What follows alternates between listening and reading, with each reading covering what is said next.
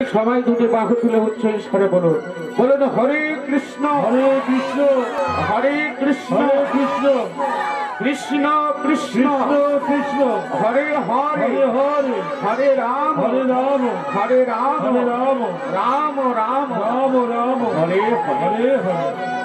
ভগবান এই হরে কৃষ্ণ নাম জপ করেছেন? হ্যাঁ করেছেন। আচ্ছা বলুন তো আপনি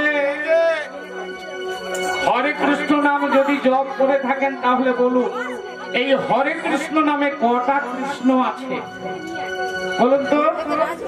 হরে কৃষ্ণ কৃষ্ণ কৃষ্ণ হরে হরে হরে রাম রাম রাম হরে হরে। চারটে কৃষ্ণ আছে। তা চারটে কৃষ্ণ কে কে ভালো করে শুনে নিন। পরম ব্রহ্ম শ্রী গোবিন্দ, বাসুদেব, জগন্নাথ আর বলভদ্র। আর চারটে রাম রয়েছে। চারটে রাম কে কে? প্রেমময়ী রাধা, লক্ষ্মী, সরস্বতী আর সৌভাগ্যা। আর আটটা হরে হলো চন্দ্রাবলী, প্রেমময়ী রাধা, সুবাসিনী, সিংহাসন, সুদর্শন, শেষদেব, সাবিত্রী ও রেবতী। এই নাম জপ করলে কলির জীব তারা মুক্তি পাবে। এহ জগতে যতদিন তারা থাকবে এই নাম যদি নিতু নিতু জপ করে তাদের মাঝে কোনোদিন দুঃখ আসবে না। স্বয়ং ভগবান সদা আনন্দে তাদের রাখবে এবং অন্তিমে স্বয়ং ভগবানের চরণে আশ্রয় পাবেন। দেখি পরে করতালে দিয়ে এই নামটি আসুন সবাই মিলে জপ করি। সবাই বলুন হরে কৃষ্ণ কৃষ্ণ হরি বল, কৃষ্ণ কৃষ্ণ হরে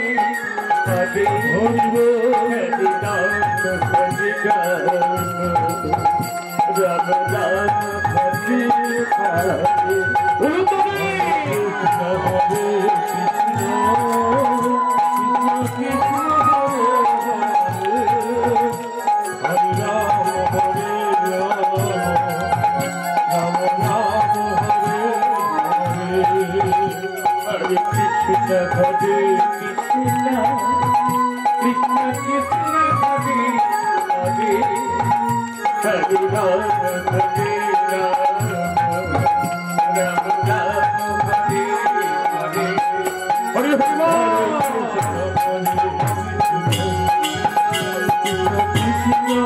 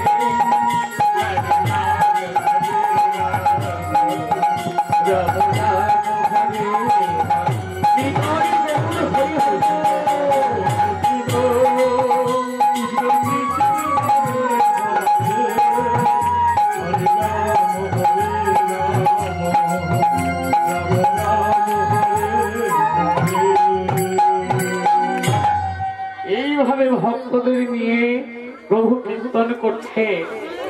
কীর্তন করতে করতে এক ভক্তের কথা তার মনে পড়ে গেল। কোন ভক্তের কথা? না উত্তর প্রদেশে এক রাজার কথা। সেই রাজার নাম হলো চন্দ্রহংস। এই চন্দ্রহংস কে ছিলেন গো মা? আমাদের জানতে হবে।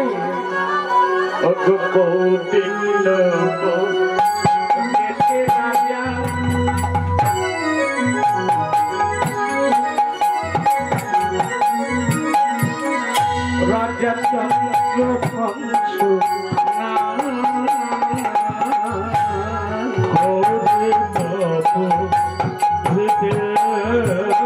রাজা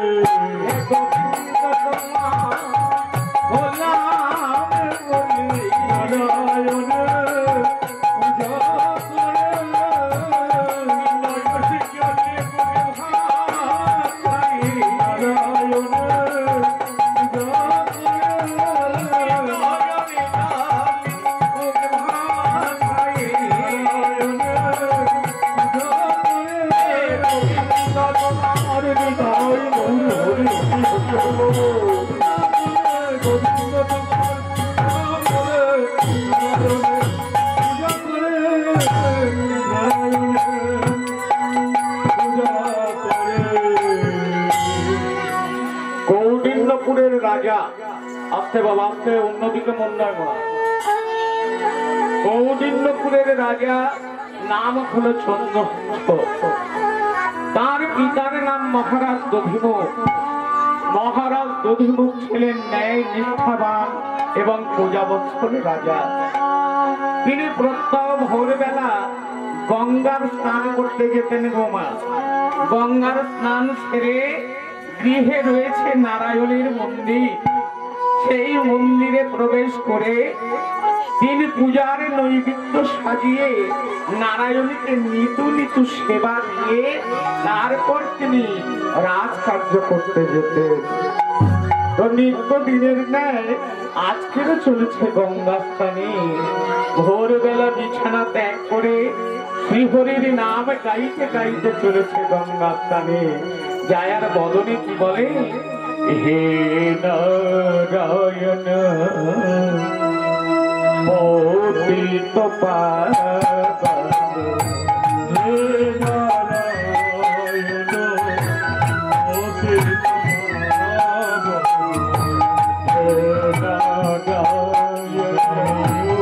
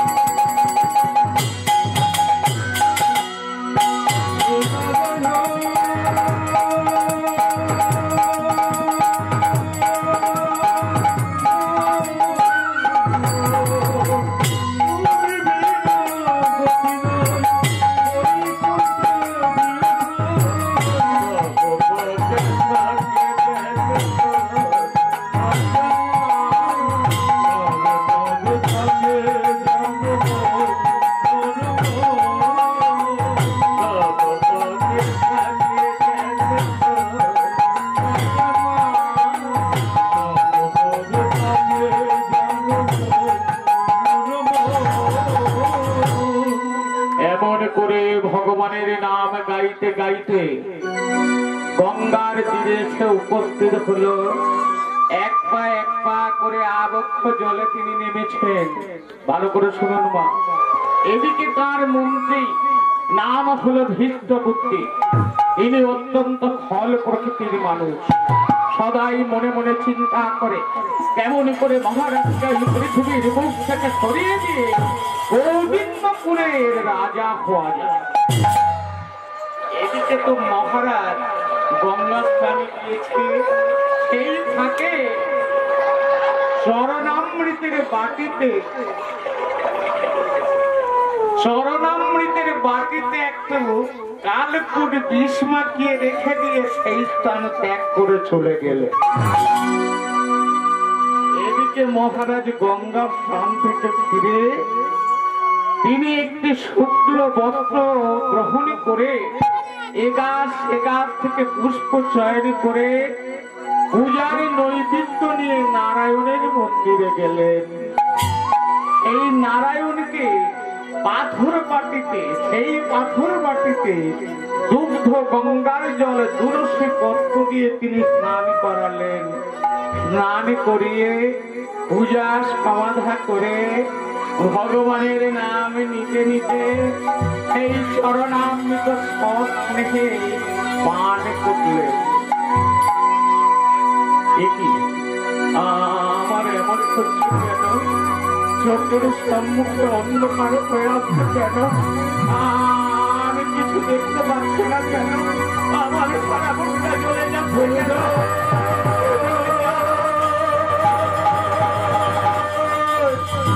জ্বলে যা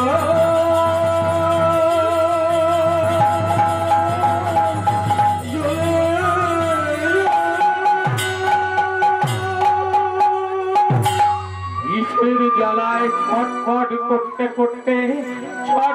করতে করতে নারায়ণের চরণে মাথা রেখে মহারাজ সেখানেই মারা গেলে। তখন মাগো চন্দ্রহংসের বয়স 4 বছর। মাকে বলছে, মা আমা বাবা এখনো পূজা করে ফিরছে না কেন? মা চলো না মা, আমরা মন্দিরে যাই। রানীমা কি করলেন? চন্দ্রহংসকে কোলে নিয়ে মন্দিরে গেলেন। মন্দিরে গিয়ে দেখলেন মন্দিরের দরজাটা বন্ধ। দরজাটা খুলে দেখলেন মহারাজ নারায়ণের মন্দিরে মরে পড়ে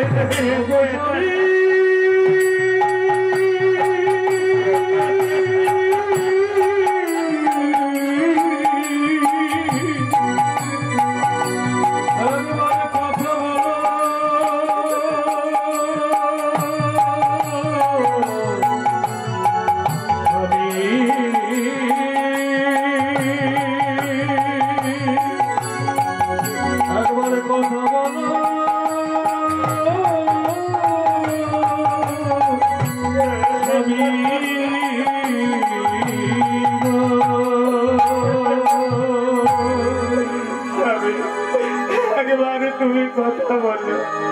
তোমার চন্দ্রহংসকে একবারে তুমি খোকা বলে ডাকো। তুমি কথা বলছো না কেন? তুমি কথা বলো।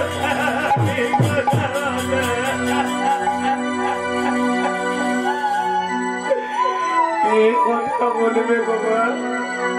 মহারাজ জি হলো এক করে বড় পারে চলে গেছে।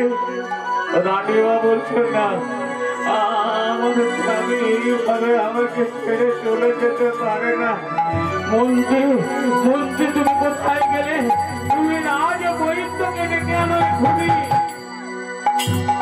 মন্ত্রী রানীমার কথা মতো রাজ বৈদ্যের কাছে গেলেন। সঙ্গে নিয়ে গেলেন 1000 স্বর্ণ মুদ্রা। রাজ বৈদ্যকে ডেকে বলল, শোনো রাজ বৈদ্য, তুমি মহারাজকে দেখে বলবে মহারাজ পূজা করতে করতে শ্বাসরুদ্ধ হয়ে মারা গেছে। আজকাল টাকায় সবকিছু হয়। মহারাজ কি করলেন? রাজ বৈদ্য এসে মহারাজকে দেখে বললেন, রানীমা কিছু করার নাই, মহারাজ পূজা করতে করতে শ্বাসরুদ্ধ হয়ে মারা গেছে। রাজ্যময় এই সংবাদ চলে গেল। রাজ্যবাসী সবাই এসেছে মহারাজকে দর্শন করতে। সবার চোখে আজ জল। ভালো মানুষের জন্য কে না কাঁদে মা? সবাই বলছে হায় হায়, আমাদের দেবতার মতো রাজা তিনি নাকি পূজা করতে করতে মন্দিরে মারা গেছে গো। সবাই মিলে কি করলেন? দেখে গেলেন। দেখা দিতে দিতে দর্শন করতে করতে সন্ধ্যা হয়ে গেল। সন্ধ্যার সময় মহারাজের দেহটা নিয়ে কি করলেন, শ্মশানে গেলেন।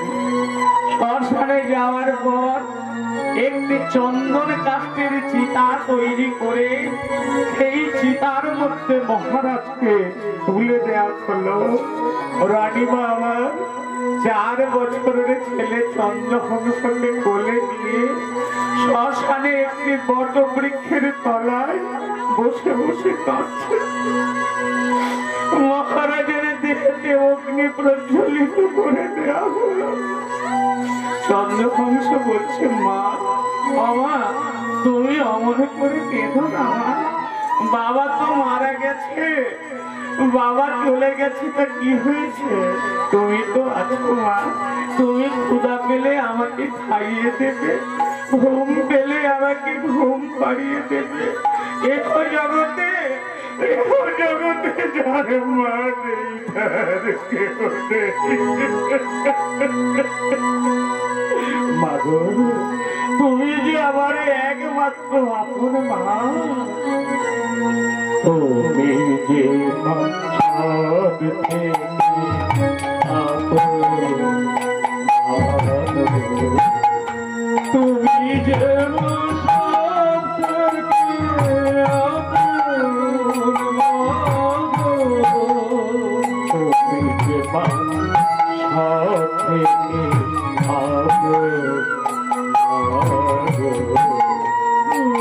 যে সব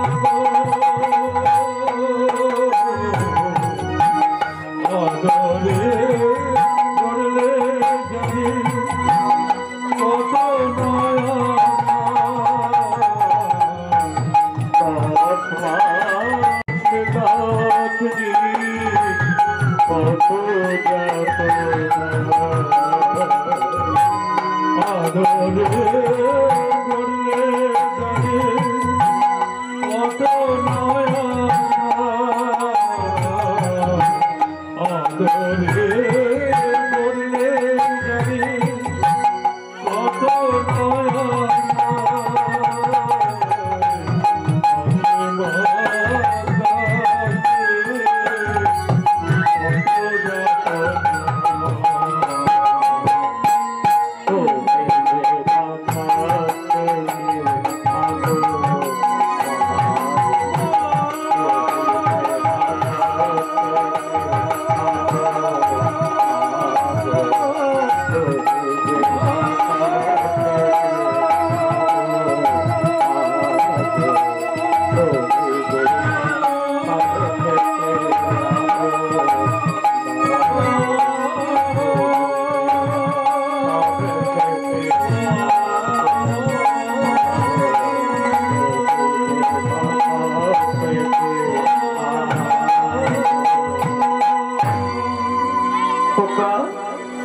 অমন করে বলিস না বাবা, অমন করে তুই আমার মায়ার বন্ধনে বাঁধিসলে।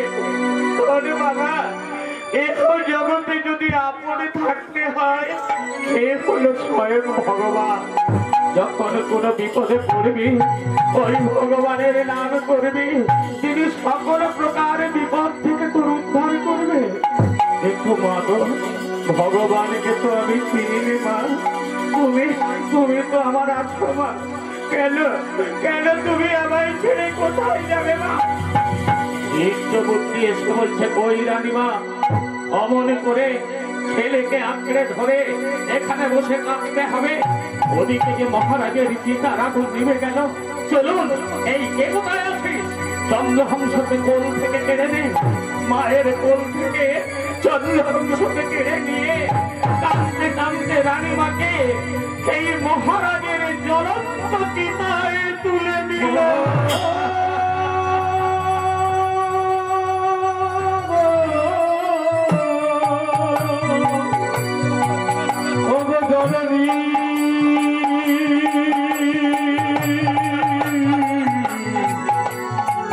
জন্মভূমি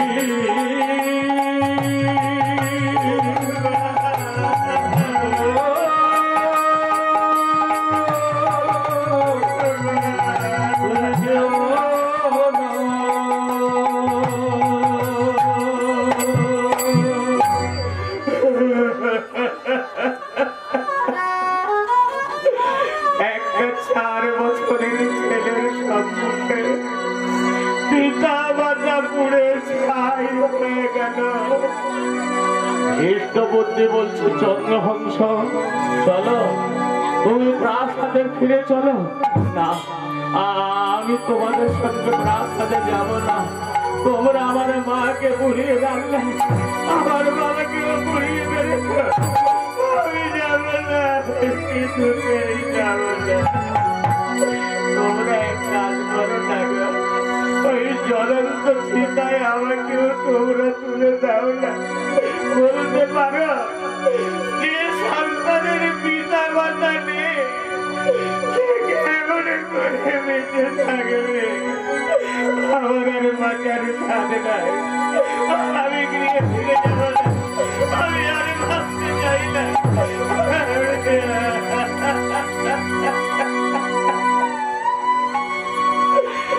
চন্দ্রহংসের দুঃখ দেখে তার মামা তাকে বাড়িতে নিয়ে গিয়ে মানুষ করতে লাগলো। এদিকে বাবা মহারাজ মারা গেছে, দেখতে দেখতে 1 বছর হয়ে গেল।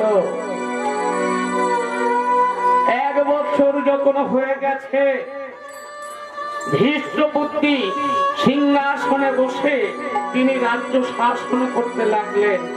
একদিন প্রজাদের বলতে, হ্যাঁ গো প্রজাগণ, অনেকদিন হলো মহারাজ মারা গেছে, তা মহারাজার আত্মার শান্তির জন্য একটু প্রাসাদে ভাগবত পাঠ করলে কেমন হয় গো? খুব ভালো হয়, খুব ভালো হবে না? তা ভাগবত পাঠের আয়োজন করা হলো, রাজ্যময় ঘেরা দেয়া হলো যে মহারাজের আত্মার শান্তির জন্য, যেমন এখানে আত্মার শান্তির জন্য আমাদের শ্যামল বাবু হরিনাম কৃষ্ণ নামের আয়োজন করেছে, তা সেইরূপ মহারাজের আত্মার শান্তির জন্য ভাগবত পাঠের আয়োজন করা হয়েছে।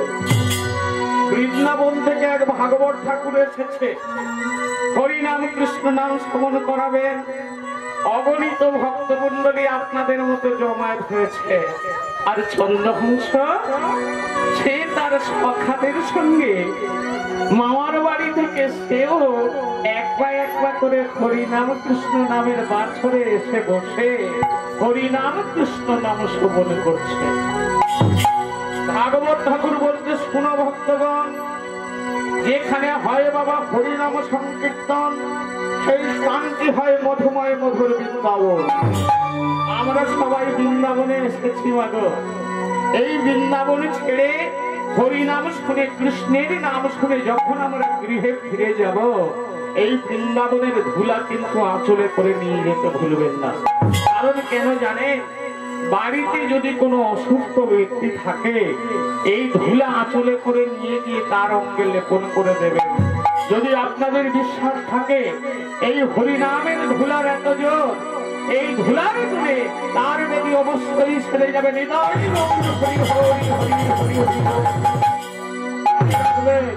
এ ধুলা যা তা ধুলা নয়, তাহলে এটি কোন ধুলা? ধুলা রে, ধুলা রে, ধুলা রে, ধুলা রে।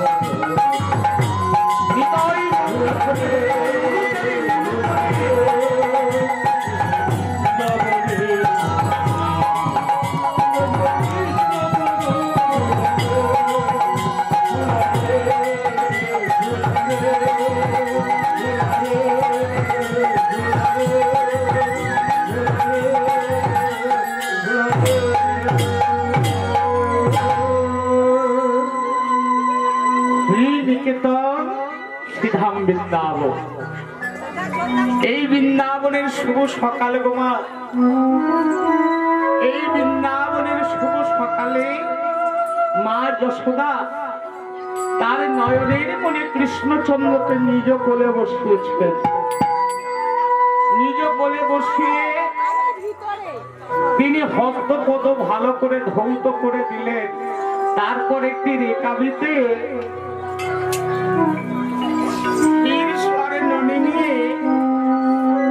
কৃষ্ণচন্দ্রকে সেবা দিচ্ছে। খা খা বাবা, সোনাই আমার, মানিক আমার, খা।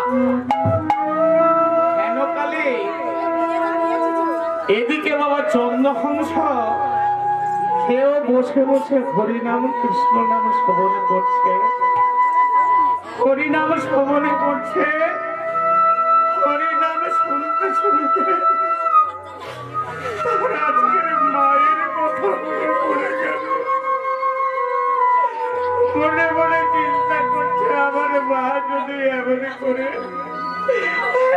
করে বেঁচে থাকতো, তাহলে আমাকেও সেবা দিত, আমাকেও কোলে বসিয়ে আদর করত। কিন্তু আমি যে বড় অভাগা,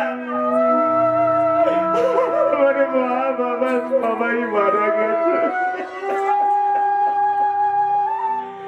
এমন করে কাঁদছে। এদিকে ভাগবত পাঠক হরিনাম কৃষ্ণ নাম করতে করতে ছেলেটির দিকে দেখছে যে একটা 5 বছরের ছেলে হরিনাম শুনছে আর কাঁদছে।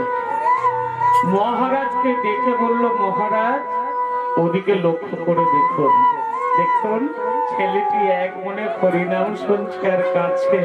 শুনেন মহারাজ, আমি ভবিষ্যৎবাণী করছি, ওই ছেলেটির ললাটে রাজ তিলক আঁকা আছে।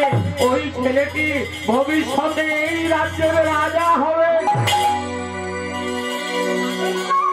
ধর্মরাজ ধৃষ্ট বুদ্ধি মনে মনে চিন্তা করছে অনেক কৌশলে ওখানে চিন্তি মহারাজা ঘাতককে ডাকিয়া ঘাতককে ডাকিয়া চিন্তি মহারাজা ঘাতকে ডাকিয়া ঘাতকে ডাকিয়া ও বলি চিন্তি ঘাতকে ডাকিয়া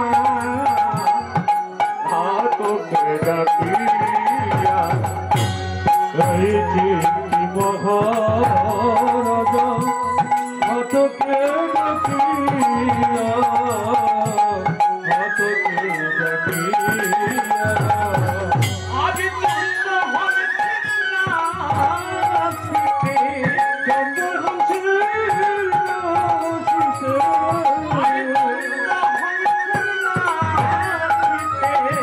চন্দ্র হচ্ছে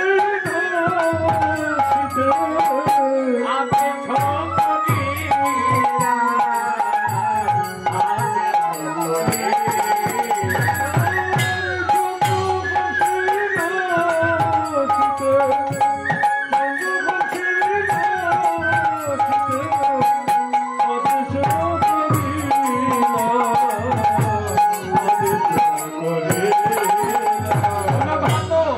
ওই শিশু রক্তয়াম চাহি দেখিবারে চাহি দেখিবারে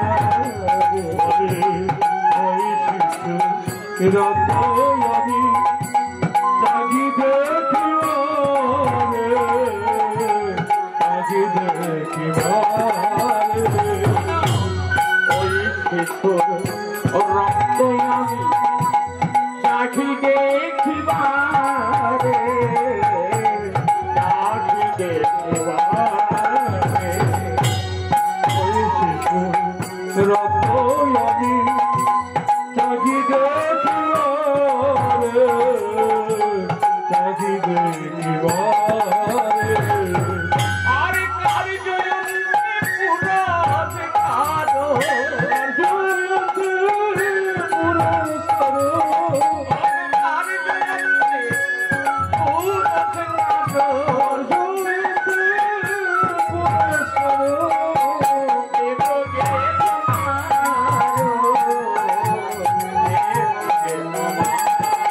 হরি হরি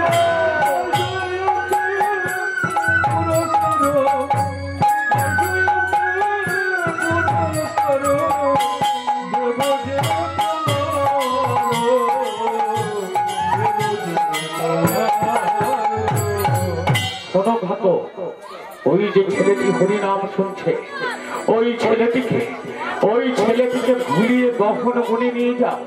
গহন বনে নিয়ে গিয়ে ওকে বধ করে তোমাদের প্রচুর পুরস্কার দেব।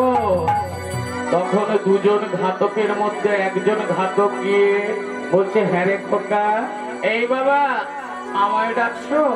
হ্যাঁ হ্যাঁ তোকে ডাকছি। এই তোর বদন দেখে মনে হচ্ছে তোর কতদিন ভালো করে সেবা হয়নি। আরে খোকা, তুই কিছু সেবা করবি?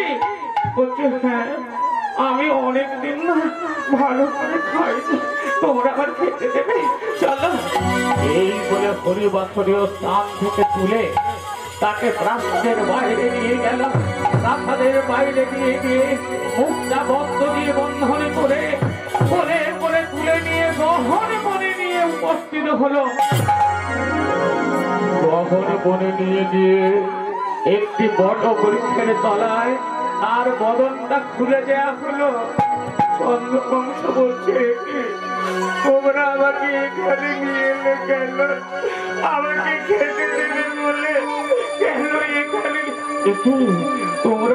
তোমরা স্বামী তো অস্ত্র বের করছো কেন? তোমরা কি আমাকে বধ করবে? আমি তো তোমাদের কাছে কোনো অপরাধ করিনি, তবে তোমরা আমাকে বধ করবে কেন? আমি যদি তোমাদের ছেলে হতাম, আমি যদি তোমাদের সন্তান হতাম, তাহলে আমাকে ভালো করতে পারতে বলো, আমাকে এমন করে মেরো না। পরে জোরে বিদায় করে বলি, তোমরা আমার ছেড়ে না।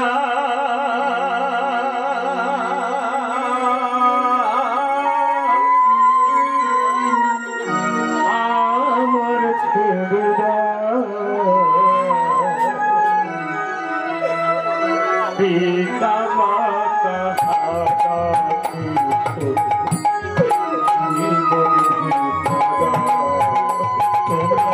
আমার ছেড়ে দাও।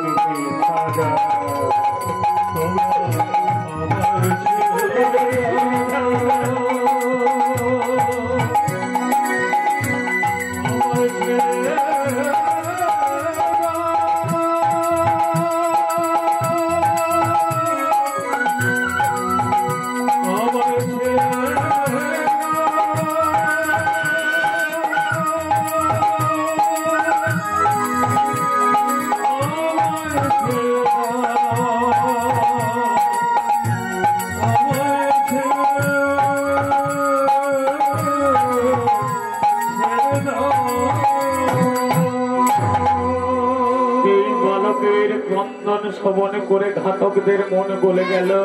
বলছে, হ্যাঁ রে ভাই, এই নিষ্পাপ ফুলের মতো শিশুকে মেরে কোনো লাভ নাই। এক কাজ করিয়ায় একে দহন করে ছেড়ে দিয়ে এই প্রাণ ত্যাগ করে আমরা চলে যাই। কিন্তু ভাই, মহারাজ তো রক্ত দেখতে চেয়েছে। কেন? মনের যে কোনো একটা জন্তুকে মেরে তার রক্ত নিয়ে গিয়ে মহারাজকে দেখাবো। আর এক কাজ করিয়া চন্দ্রহংসকে চেপে ধরে ওর বামপদের কনিষ্ঠ আঙুলটা কেটে নিয়ে বামপদের কনিষ্ঠ আঙুলটা কেটে নিয়ে রক্তের সঙ্গে মহারাজকে দেখাবো। তাহলে মহারাজ আমাদের বিশ্বাস করবে এবং আমাদের পুরস্কারও আমরা পাবো। এই বলে কি করল? চন্দ্রহংসকে সেই বটবৃক্ষের তলায় আর তার বামপদের কনিষ্ঠ আঙুলটা কেটে নিয়ে তারা সেই প্রাণ ত্যাগ করে চলে গেল। আজ চন্দ্রহংস সেই বটবৃক্ষের তলায় বসে বসে কাঁদছে। আরে বলছে, ভগবান, দিনের দয়াল পতিত পাবন করুণার সিন্ধু, আমি তো ছোটবেলা থেকে তোমার নাম করে আসছি প্রভু। তবে কেন আমার এত ব্যথা দিচ্ছ, কেন আমার এত দুঃখ দিচ্ছ ঠাকুর? আমি যে আর সহ্য করতে পারছি না। এমন করে বটবৃক্ষের তলায় বসে বসে কাঁদতে কাঁদতে সারা রাত্রি কেটে সকাল হয়ে গেল। কিন্তু মাগো, ভগবান যাকে রক্ষা করে তার বা মারার সাধ্য কারণে। দেখুন, এদিকে কলিঙ্গ নামক এক রাজা, তিনি কি করলেন না, মৃগয় এসেছে গহন বনে। গহন বনে এসে তিনি কি করলেন, যেই মাত্র ভিতরে প্রবেশ করেছে শুনতে পেল বালকের কান্না। তাই তো এই গহন বনে বালক কোথা থেকে এলো? বলি, কে রে, কে তুই? অমন করে বসে বসে কাঁদিস? গিয়ে দেখলো এক অপরূপ ফুলের মতো সুন্দর শিশু বটবৃক্ষের তলায় বসে বসে কাঁদছে। না জানি বিধাতা নিরজনে বসে বসে তাকে সৃজন করেছে। কাছে গিয়ে বলছে, খোকা, এই বাবা, এই গহন বনে তুমি একাকি কেমন করে এলে? জানেন তো, কতগুলো লোক না আমাকে বস করার জন্য এখানে এনেছিল। আমি তাদের পায়ে ধরে কান্নাকাটি করার পর তারা আমাকে ছেড়ে দিয়ে চলে গেছে। এত সুন্দর ফুলের মতো সন্তানকে কি কেউ বধ করে? তোমরা, তোমার বাবার নাম কি? তোমার মায়ের নাম কি? আমি আমার বাবা মায়ের নাম জানি না। জানেন তো, এই জগতে ভগবান ছাড়া আমার আর কেউ না। আমি অনাথ শিশু, পথে পথে ঘুরি, আমার ঠিকানা না। বলো আমার ব্যথিত জীবন, কেটে কেটে কেটে কেটে আমি অনাথ শিশু, পথে পথে ঘুরি, আমার ঠিকানা না। বড়ই আমার ব্যথিত হৃদয়, কেঁদে কেঁদে প্রাণ যায়, কেঁদে কেঁদে প্রাণ যায়। আমি অনাথ শিশু, পথে পথে ঘুরি, আমার ঠিকানা না। বড় আমার ব্যথিত হৃদয়, কেঁদে কেঁদে প্রাণ যায়, কেঁদে কেঁদে প্রাণ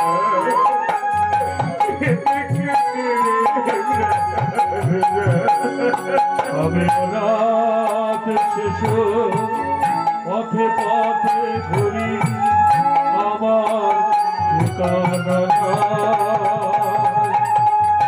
বড়ই ব্যথিত হৃদয়, কেঁদে কেঁদে প্রাণ যায়,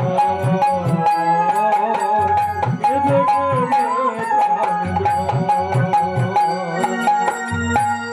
কতদিনে করবে দয়া, দিনের দয়াল হরি।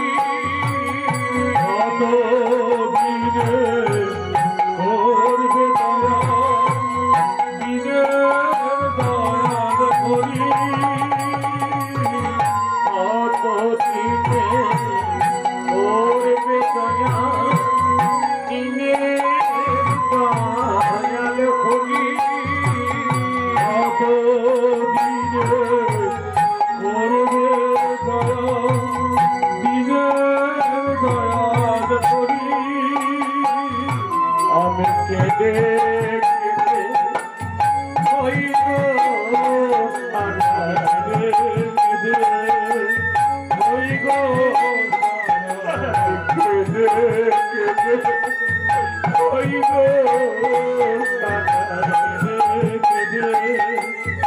ওই গো দেখিতে পাচ্ছি মুরারি আমি কেঁদে কেঁদে ওই গো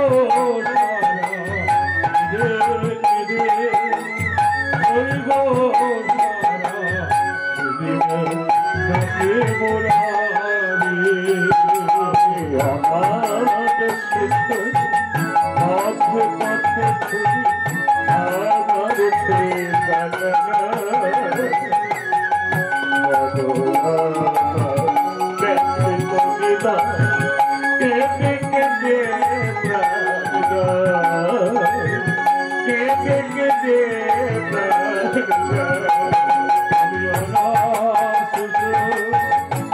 পথে ঘুরি আমার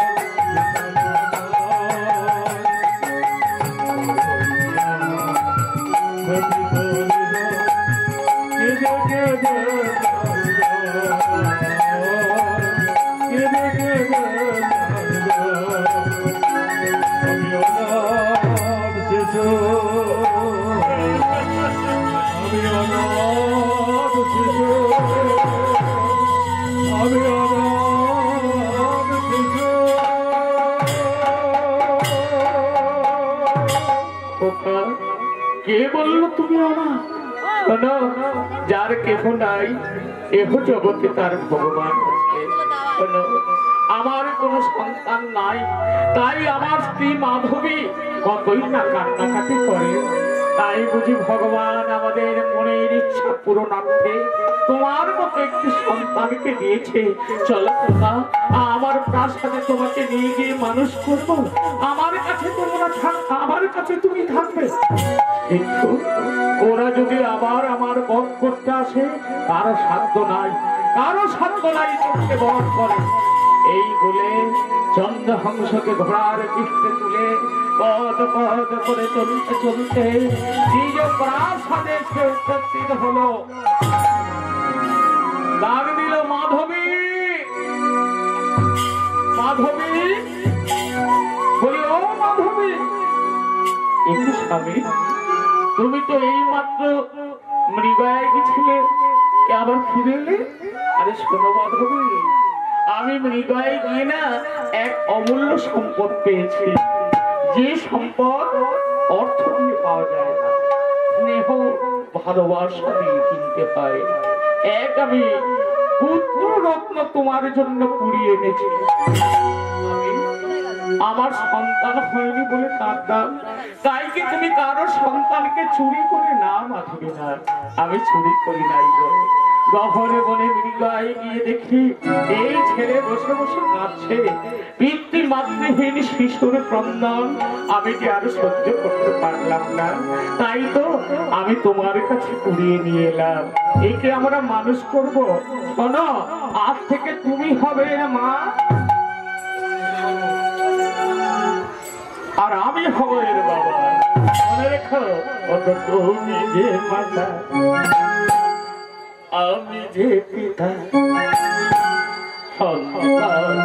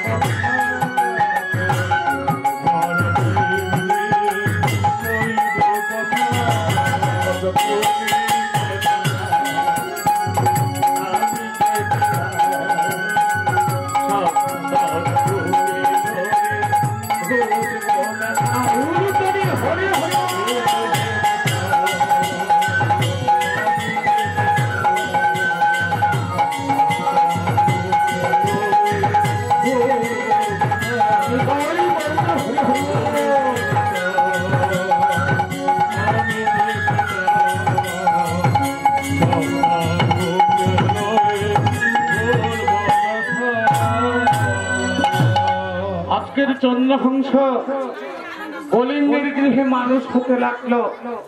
গুরু মশাইয়ের পাঠশালায় তাকে ভর্তি করে দেয়া হলো। সেই পাঠশালায় নিত্য নিত্য হরিনাম কৃষ্ণ নাম সেখানে কি করেন, বৈকেল বেলা সখাদের সঙ্গে করেন, আর পাঠশালায় মনোযোগ সহকারে তিনি লেখাপড়া করেন। তো আজকের বৈকেল বেলা সখাদের বলছে, হ্যাঁ গো সখা শোনো, আজকের যে খেলাটা খেলবো সেই খেলাটা হলো কি খেলা জানো? সেই খেলা হলো হরি হরি খেলা। হরি হরি খেলা? আরে ভাই সেটা আবার কেমন? জীবনে তো অনেক খেলা খেললাম। শোনো দাদা, জীবনে যে খেলাই খেলি না কেন, কিন্তু হরি খেলা ছাড়া আমাদের কিন্তু গতি মুক্তি কিছুই নাই। মনে রেখো, তোমরা যে খেলা খেলো না হরি গো, যে খেলা খেলো হরি খেলা কোনো মুক্তি তোমরা যে খেলা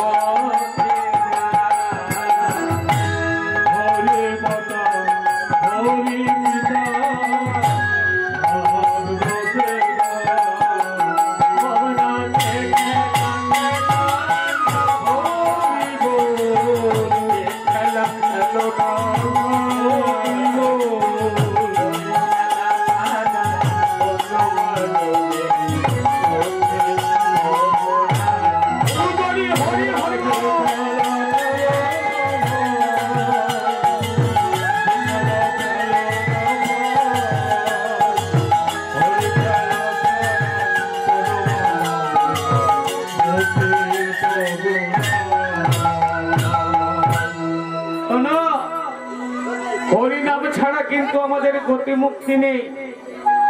শুধু আবার কলিঙ্গ লেখাপড়া শেখায়নি, সন্তানকে শাস্ত্র চর্চা, বিদ্যা চর্চা, অস্ত্রবিদ্যা সকল বিদ্যায় পারদর্শী করলেন।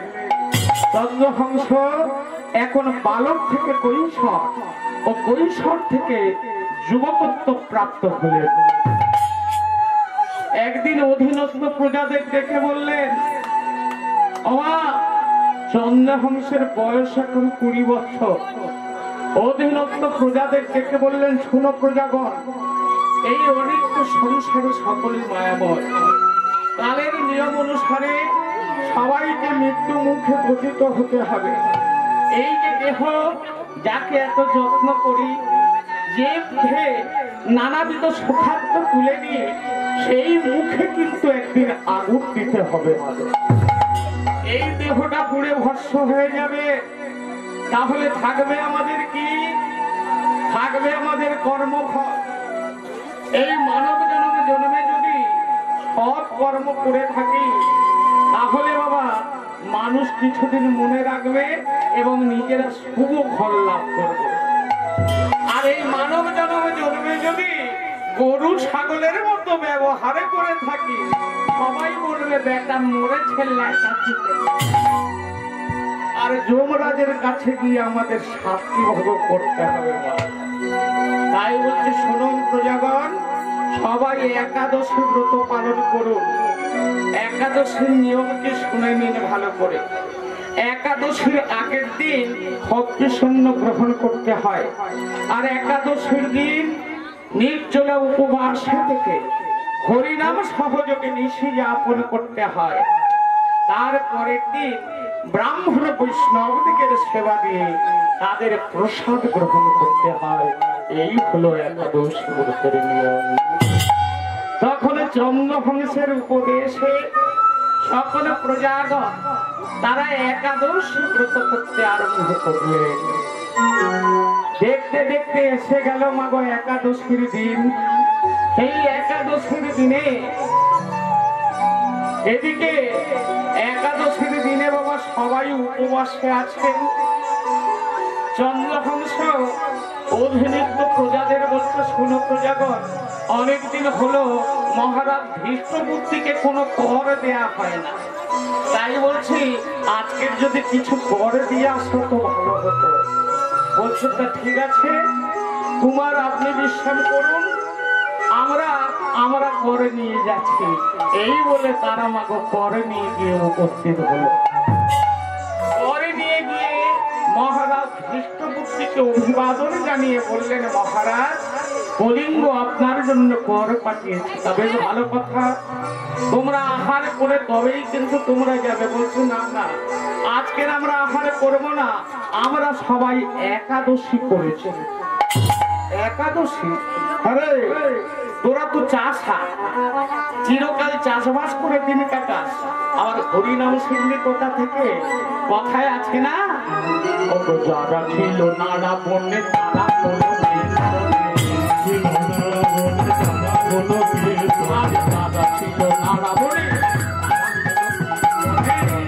নানা বনে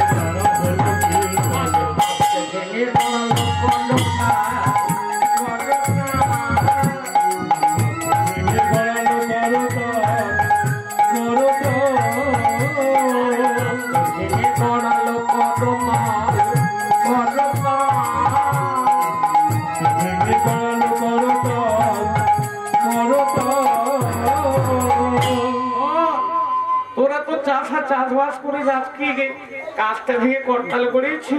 শুনুন মহারাজ, একটা কথা আপনাকে বলি, আপনি অমন করে বলবেন না। কথায় আছে সংসর্গ বহুব গুণ, সংসর্গ বহুব দোষ।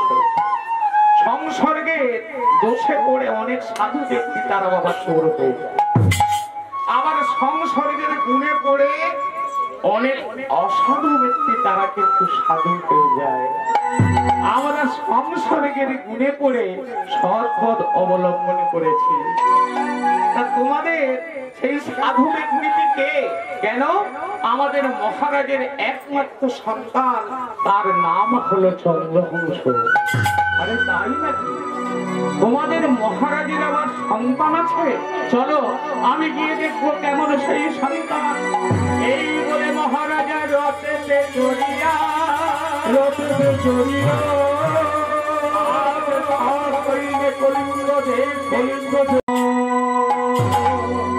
মহারাজ ধৃষ্টবুদ্ধি তাদের সঙ্গে কলিঙ্গ নগরে এলেন। আজকের ধৃষ্টবুদ্ধিকে দর্শন করে চন্দ্রবংশ এবং কলিঙ্গরাজ তাদের সেবার ব্যবস্থা করলেন, তাদের আহ্বান করলেন। তখন এদিকে ধৃষ্টবুদ্ধি কলিঙ্গকে ডেকে বলছে, আচ্ছা কলিঙ্গ, ওই যে সুন্দর ছেলেটা দেখছি ওটাকে? বলে কেন? ও আমার একমাত্র পুত্র, ওর নাম হলো চন্দ্রহংস। চন্দ্রহংস? আরে তোমার সন্তান দেখে তো মনে হচ্ছে না যে ও তোমার সন্তান, কারণ তোমার রূপ আর ওর রূপ অনেকটা আলাদা।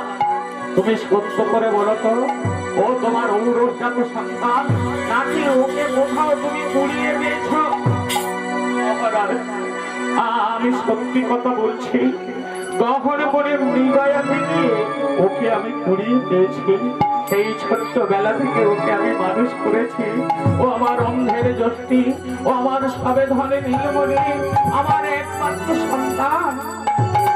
মহারাজ ধৃষ্টবুদ্ধি মনে মনে চিন্তা করছে, তাহলে কি এই সেই সন্তান যাকে আমি বধ করতে ঘাতকদের পাঠিয়েছিলাম? তাহলে ঘাতকরা আমার সঙ্গে প্রতারণা করেছে। না না, ওকে শেষ করে দিতে হবে। কিন্তু কেমন করে ওকে শেষ করে দেব? মহারাজ এই চিন্তা করে বাবা সারা রাত্রি ঘুম নেই। যখন সকাল হলো, চন্দ্রহংসকে ডেকে বলছে, শোনো খোকা, এদিকে এসো, তোমায় আমি ভালো করে দেখি। এই শোনো, তোমার আমি ভালো করে দেখি। এই বলে আপাদ মস্তক ভালো করে দেখলেন যে সত্যি সত্যি তার বাম পদের কনিষ্ঠ আঙুলটি নয়। তাহলে সত্য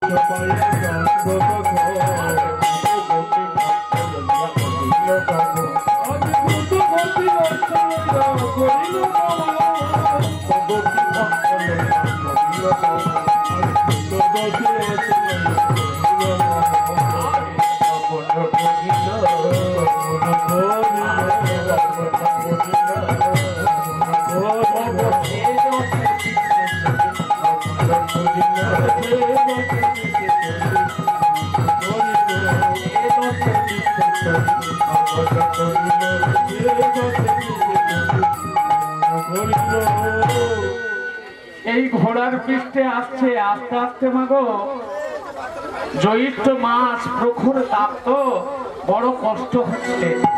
একে একাদশী করেছে, শুকিয়ে আছে। তা পুরীর কাছাকাছি গিয়ে দেখলে একটা সুন্দর বাঁধানো স্নানের ঘাট। এই স্নানের ঘাটে অসংখ্য পদ্ম ফুল ফুটে রয়েছে, আর ভ্রমর ভ্রমরি গুঞ্জন করছে, আর একটু সুন্দর বাগান। মনে মনে চিন্তা করছে, কত সময় বড় ক্লান্ত হয়ে পড়েছি, এখানে একটু বিশ্রাম করি। বিশ্রাম করে তারপর আমি রাজ দরবারে প্রবেশ করব। এই বলে কি করলেন গো মা, এক করে সেই স্নানের ঘাটে এসে জলের মধ্যে নামলেন। জলের মধ্যে নেমে আজকে কি করছে গো, হস্তপদ ধৌত করি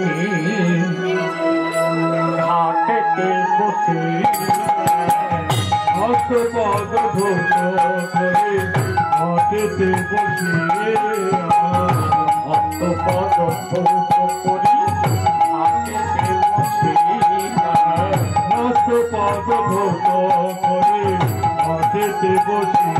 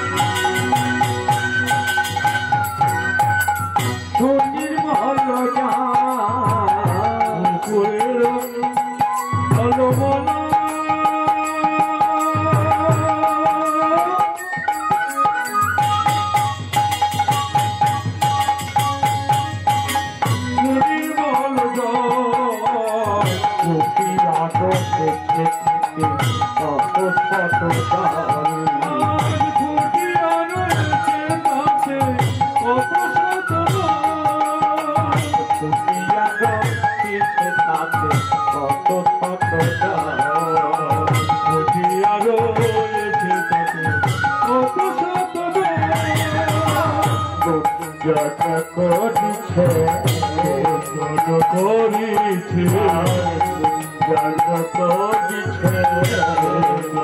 করিছে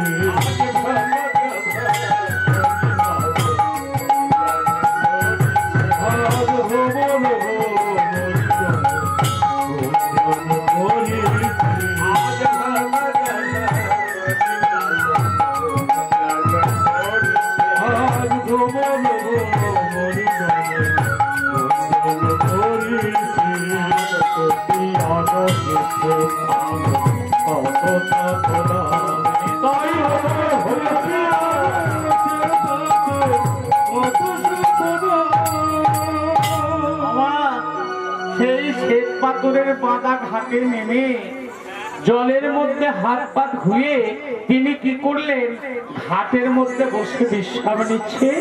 মৃদুমন্দ বাতাস বইছে, সেই বাতাসে নয়নে নিদ্রা ঘনিয়ে এলো। তিনি সেই ঘাটের চাতালে শুয়ে ঘুমিয়ে পড়লেন। এদিকে বাবা ধৃষ্ট বুদ্ধির এক কন্যা ছিল, নাম হলো তার বিষয়া। সখীদের বলছে, হ্যাঁ রে সখী, বেলা তো অনেক হলো, চল চল সবাই মিলে স্নান করে আসি। এই বলে সখীদের নিয়ে বিষয়া স্নানে চলেছে। হ্যাঁ রে সখী, স্নান করবি তো? আরে চল চল চল, এই বলে সখীদের নিয়ে স্নানে চলেছে। কেমন করে গো? আজ সকলে সখী একত্রে আদিবদ্ধ হইয়া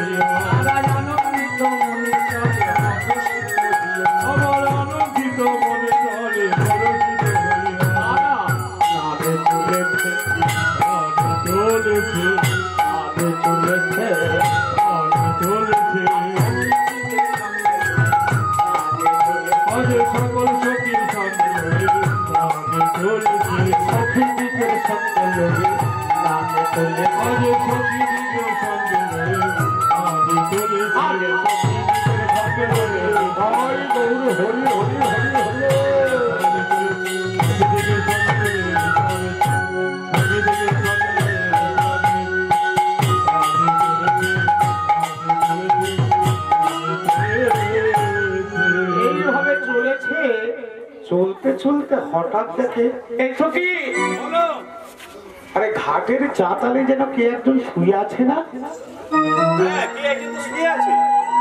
আর এত বড় স্পর্ধা, ও জানে না যেটা মেয়েদের স্নানের ঘাট? কে শুয়ে আছে? চল তো আমরা যুবরাজ মদনকে দেখে আনি, ওর উচিত শিক্ষা দেবে। তখন বিষয় বলছে, না সখী, এই কর্ম তোরা করিস না, আমি অগ্রে গিয়ে দেখে আসি কে বা ঘাটের চাতালে শয়ন করে আছে। ও গিয়ে কথা বলিয়া তখন বিষয়া, কথা বলিয়া তখন বিষয়া, তখন বিষয়া, কথা বলিয়া তখন বিষয়া গেল, কথা বলিয়া তখন বিষয় হাতের নিকটে গেল।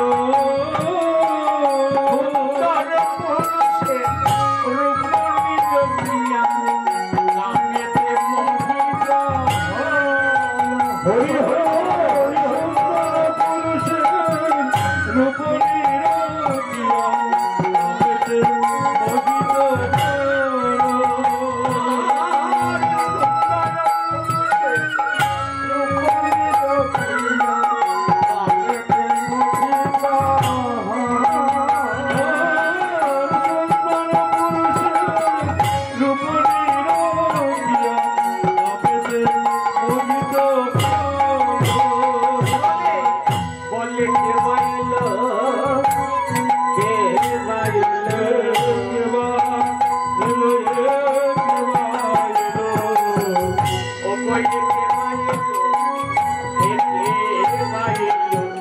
কেবা এলো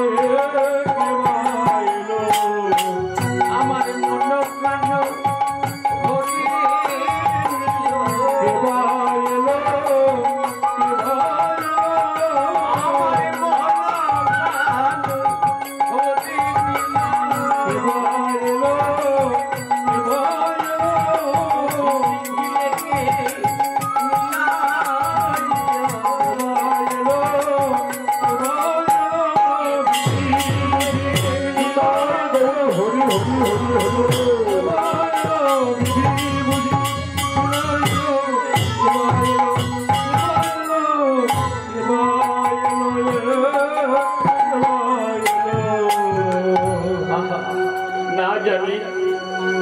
ভগবান একে কেমন করে তৈরি করেছেন, না জানে কোন সৌভাগ্যবতী একে পতিরূপে লাভ করবে। আমার কি সেই সৌভাগ্য হবে? এমন মনে মনে চিন্তা করছে। কিন্তু এ কে? এর নাম কি? এর পরিচয় কি? আমার তো কিছু জানা নাই। এইভাবে চিন্তা করছে, দেখলো যুবকটি ঘুমুচ্ছে আর তার কোমরে একটি পত্র গোজা আছে। আস্তে আস্তে আস্তে আস্তে গিয়ে সন্তর্পণে পত্রটা কোমর থেকে খুলে নিল। আরে এই তো আমার পিতার প্রেরিত পত্র। বৎস মদন, এই পত্র বাহক যাইবা মাত্র তুমি ইহাকে বিষ দান করিলে। সর্বনাশ! যে যুবককে দর্শন করে আমার মন প্রাণ জীবন যৌবন নিজের বলে যা কিছু আছে সঁপে দিতে ইচ্ছে হচ্ছে, তাকে কিনা আমার পিতা বিষ খাইয়ে শেষ করে দিতে চায়। না না, এই যুবককে আমার বাঁচাতেই হবে। কিন্তু কেমন করে একে আমি বাঁচাবো? কেন তো আমার তো নয়নে কাজল আছে। এই কাজলে দিয়ে যদি বিষের পাশে কেবলমাত্র একটা আ যোগ করে দিই, তাহলে বিষ বিষয়া হয়ে যাবে। তাহলে কি হবে? বৎস মদন, এই পত্র বাহক প্রাসাদে যাইবা মাত্র তুমি উহাকে বিষয়া দান করবে। তাহলে আমারও অভিষ্ট সিদ্ধ হবে। একে আমি প্রতিরূপে লাভ করব আর এই যুবকটিও বেঁচে যাবে। এই চিন্তা করে কি করলো গো মা? নয়ন কাজল নীল নখে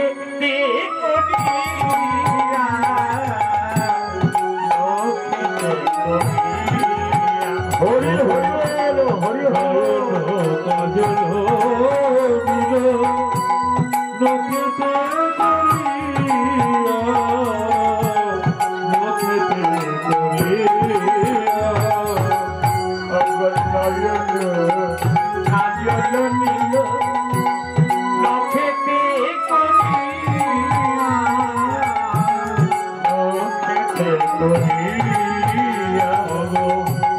নয়ন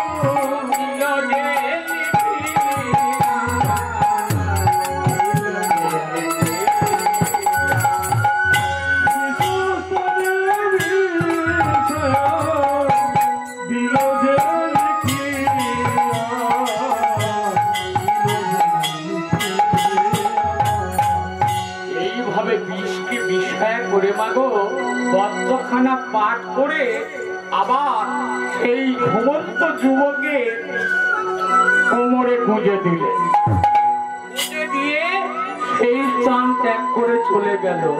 সখীরা বলছে, হ্যাঁ রে সখী, কে শুয়ে আছে, কাকে দেখলি, আর তোর এত দেরি হলো কেন বল? তখন বিষয় বলছে, সখী রে কি আর করি বল, এমন পুরুষ রতন এই রক্তে আমি কোনোদিন দর্শন করি নাই রে। ওই পুরুষ রতনকে নয়নে হেরে আমার মনে হলো, আমার মনে প্রাণ জীবন যৌবন নিজের মনে যা কিছু আছে সকল কিছু ওই পুরুষ রতনের চরণে অর্পণ করি। ওরে সখী রে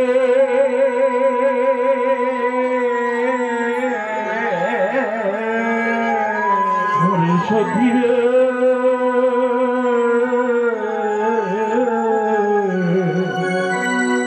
আমি ওই মানবে দাসী হব, ওদের চরণ দুটি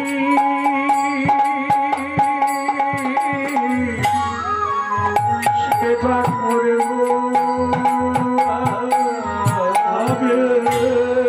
ওই মানবে দাসী হব।